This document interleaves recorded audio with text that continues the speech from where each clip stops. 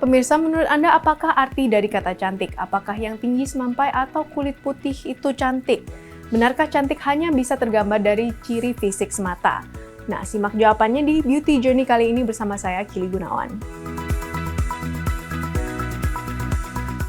Dari waktu ke waktu, makna kecantikan mengalami perubahan.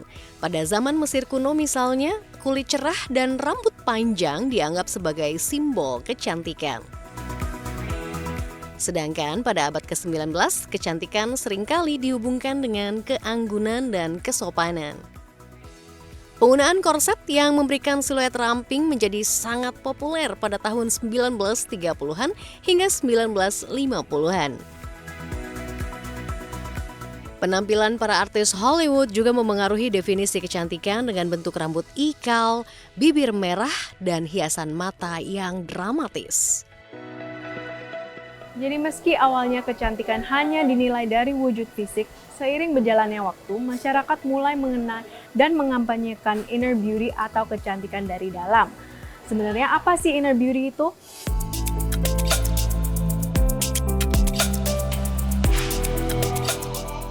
Cantik juga bisa dilihat dari dua dimensi.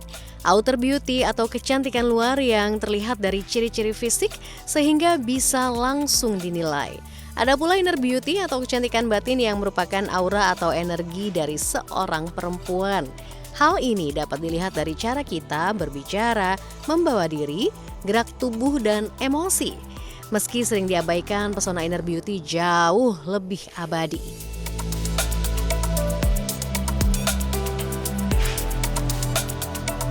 Oke, kalau menurut aku sih kata cantik itu dari inner beauty ya. Kalau orang lihat pandangan dari pribadi saya sendiri, kita akan terlihat lebih auranya, lebih terlihat kalau kita lebih berpikir positive thinking, lebih ke arah mindset.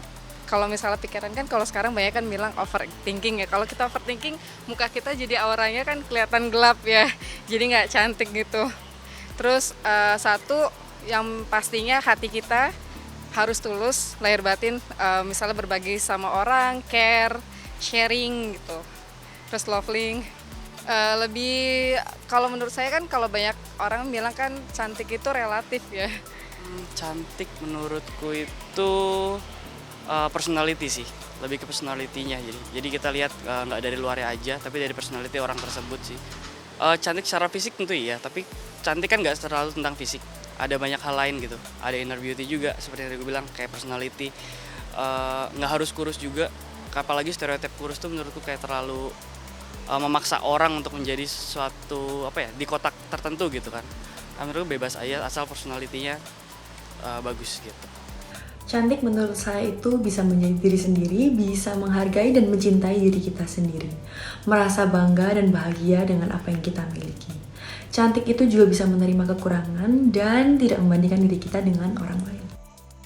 Nah, itu yang dikatakan masyarakat dan pesohor tanah air terkait kecantikan. Seperti yang kita lihat, kecantikan tidak hanya di fisik, tapi juga tergambar dari perbuatan kita sehari-hari.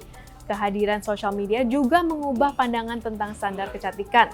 Dari yang sebelumnya banyak didominasi budaya barat, saat ini pengaruh budaya Asia semakin terlihat dalam standar cantik masyarakat global.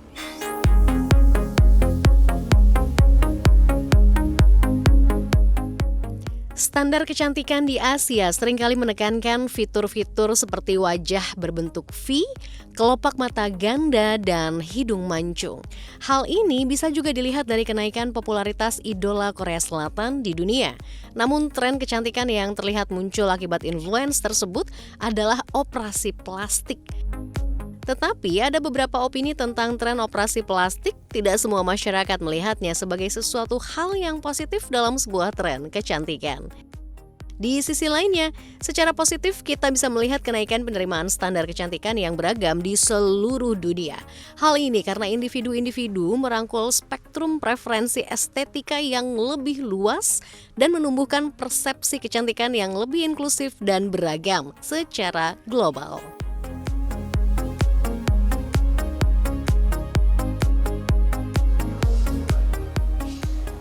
Jadi pemirsa, kita bisa melihat selama 1 dekade terakhir, standar kecantikan telah mengalami perubahan penting dan patut dipuji. Dari definisi yang secara historis kaku menuju perspektif yang lebih inklusif dan beragam. Lalu kira-kira bagaimana tren kecantikan ke depannya? Kalau tren kecantikan dari masa ke masa seperti apa sih, Dok? Kalau untuk belakangan ini sih mungkin karena pengaruh dari media juga, dari sosial media itu biasanya banyak yang pengennya tuh seperti artis-artis ya.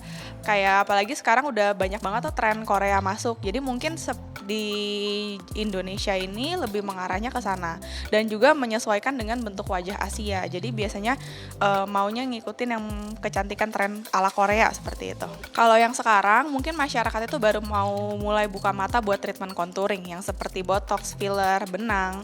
Itu mungkin kedepannya akan lebih booming lagi, akan lebih populer lagi. Masyarakat udah mulai lebih bisa menerima lagi seperti itu.